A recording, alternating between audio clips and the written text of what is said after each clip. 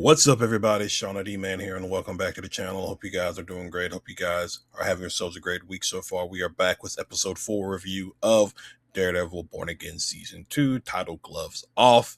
And it's been a very busy week here on the channel. We've had pretty much videos all week long. We had yesterday we had, or not yesterday, yeah, it was yesterday. On Tuesday we had episode 1 and 2 review of Maul Shadow Lord, some Monarch Legacy of Monsters, and then some trailer. It's been a very busy week here on the Nerd Talk channel. But guys, we are going to jump into this episode review. If you're new to the channel, be sure you hit that like and subscribe button, comment below. But other than that, let's just talk about the episode in general. So, the episode opens up with Poindexter. I guess you could say this is probably more of a Poindexter Bullseye episode for the most part, but we see him waking up, making breakfast, feeding a fried egg to the neighbor's dog, going about his business. And then he heads into a diner, and he lures some task force officers to the diner, and he just takes them out, just because like he lures them there by saying the Punisher is at, I think it was like Bel El Diner, and once they realized who it was already over for them. And so this episode is definitely more for Poindexter, because what he's trying to do is one good deed levels out the bad, because there's a moment later on in the episode when him and Matt are fighting each other in Poindexter's apartment. Poindexter has a gun up to the neighbor's head, talking about how, basically Vanessa messing with his mind. So some of the stuff that we saw in season 1, where we learned that Vanessa was the one that hired Poindexter to kill Foggy, seems like there may be some kind of mind manipulation or something happening there. And so he one good deed balances out the scales, is what he says, and he wants to do what Matt couldn't or won't do, and that is kill Fisk. This episode also has it to where we get Matthew Leonard back as Mr. Charles. Basically, in the warehouse, he is just, which I don't know how they just didn't see him there when they walked in, but he calls up, talks about how, why are all these weapons here when they should be so and so place, winning hearts and minds and stuff like that, and talking about how people need, like, basically government CIA type of stuff. Essentially, that's what this is. And obviously, the way Fisk, the Red Hook port, works, it's very accessible and very useful to our organization like the CIA, for those particular of moving of arms to, countries and stuff like that, maybe rebel groups and just generally things like that. Charles thinks he has the upper hand here because Buck is getting ready to pull out his pistol, but he has 2 guys come in armed, and he's like, you and I are both guys who always have a plan to basically have an escape plan. And Buck has his hands up, and Matthew Leonard's like, it's cute, but you can lower your hands. And as soon as he does, he pops both of Leonard's guys, or Mr. Charles's guys. So while that's going on, you have Vanessa traveling up to Albany to meet the governor, who basically signs off on what Fisk is doing. So obviously, corrupt governor, yada yada yada. She basically signs off on it. I don't know if there was a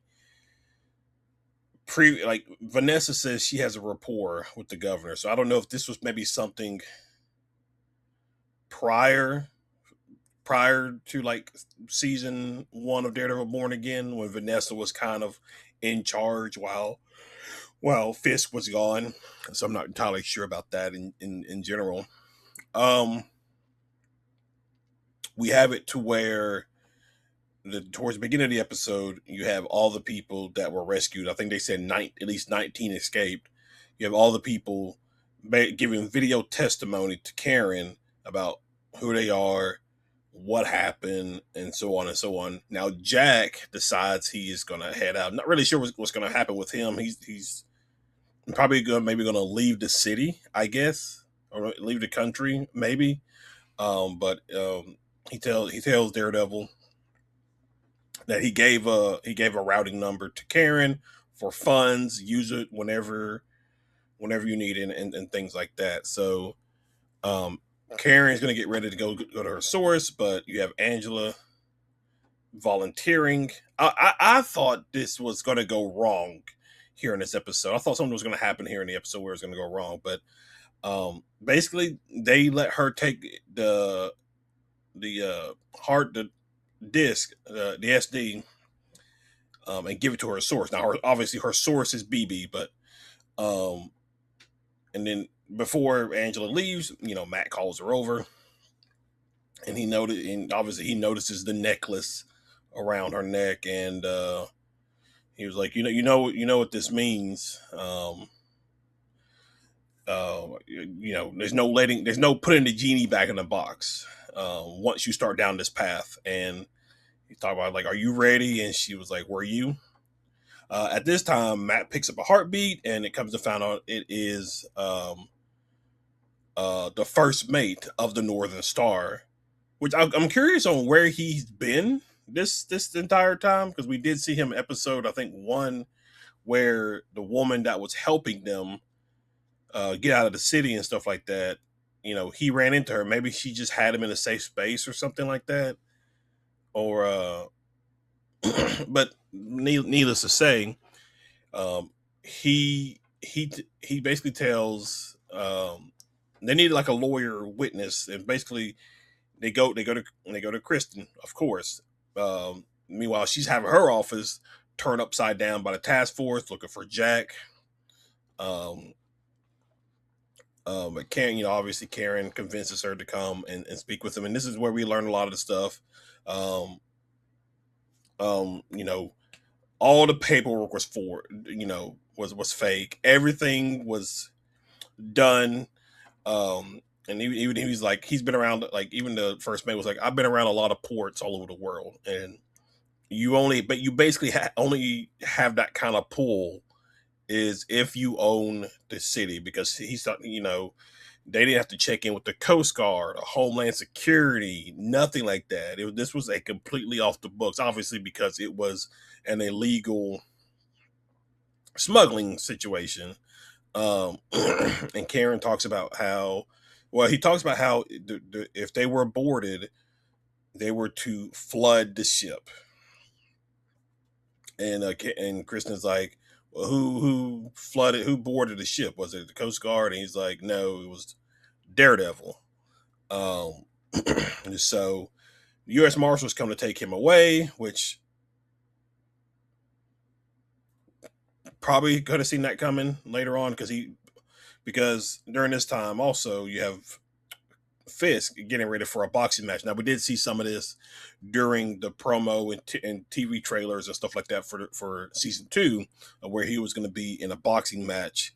I was curious on, like, was this going to be basically a rigged match? Like, would the opponent not really have a chance at hitting Fisk? I mean, needless to say, Fisk basically demolished him. But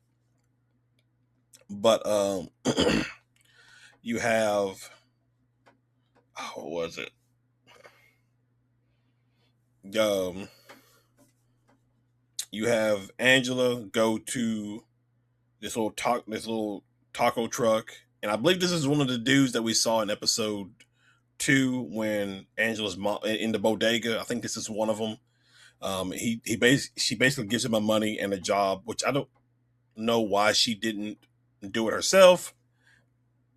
I don't know, but she gives it to him, and then he goes and finds BB, acts like a fan, slips her to drive and stuff like that. I mean, kind of did it right there in front of Daniel.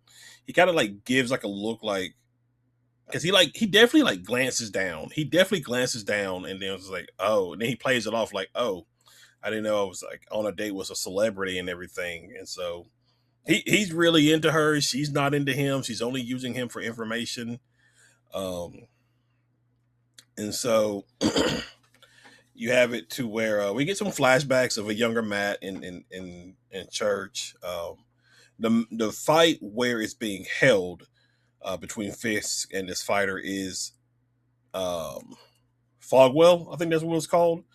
The name of it where Matt's dad used to box, which is probably a ploy to try to draw him out, but not just him, but also Bullseye, because Fisk is kind of getting fed up with Bullseye. He's getting fed up with a lot of this stuff. You have the leaks, you have Bullseye, you have Daredevil, you have the mayor potentially trying to revoke the charter. There's so much going on. Um, but the fight goes on, and Fisk is basically winning. I mean, not really surprised. Powell tells him that I think it was like Christoph is the first mate's name. Tells him he's taken care of. Fight continues, and he's getting ready to I guess deliver a knockout blow. Vanessa shows up. Now, Fisk planned Vanessa to leave because of the trap that they're set for Bullseye. They wanted to make it easy for Bullseye to get in, for to set the trap and everything like that. Probably Vanessa there kind of definitely throws it off. The fighter gets a good punch in on Fisk, and Fisk just wails him. They had to carry the dude out on a stretcher. It's like, good God. Fisk is trying to convince to get Vanessa to leave because Vanessa doesn't know about what's going on. Bullseye shows up, takes out a bunch of the of the task force guys. He picks up a little sculpture, not sculpture, but like a little snow globe with Fisk in New York City and everything, and he throws it. I guess he was definitely probably trying to hit Fisk, so he throws it while he gets shot by Vanessa by the pistol that she had been carrying in her purse during this time.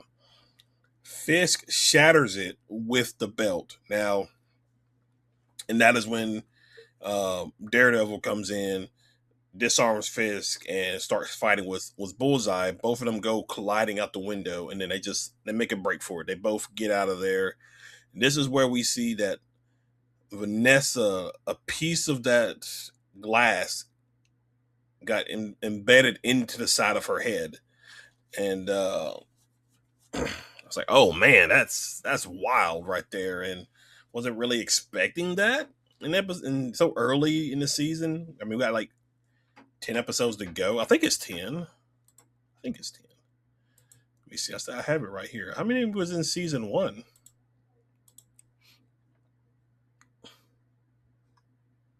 Oh, there was 9. How many are in season 2? Let me see. Oh no. Don't remember.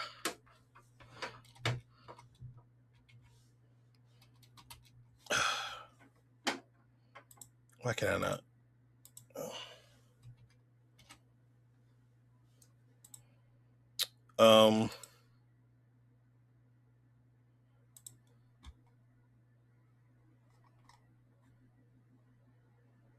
Oh, there's only 8 episodes. Okay. Okay. It's only 8 episodes. So it looks like, I'm surprised they have this here. So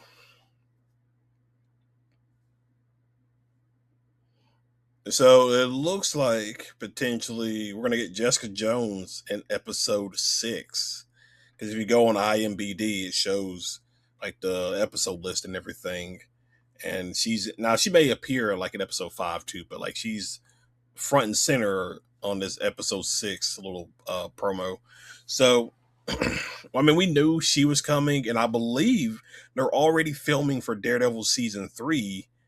There were, I don't know how factual it is. There's people on the internet, on Twitter, talking about it or just running with it. Where because there were shots potentially from Daredevil 3 production or Daredevil season 3 production that shows Luke Cage is going to be involved as well, which I haven't seen Luke Cage in a couple of years since the Defenders and his series was done.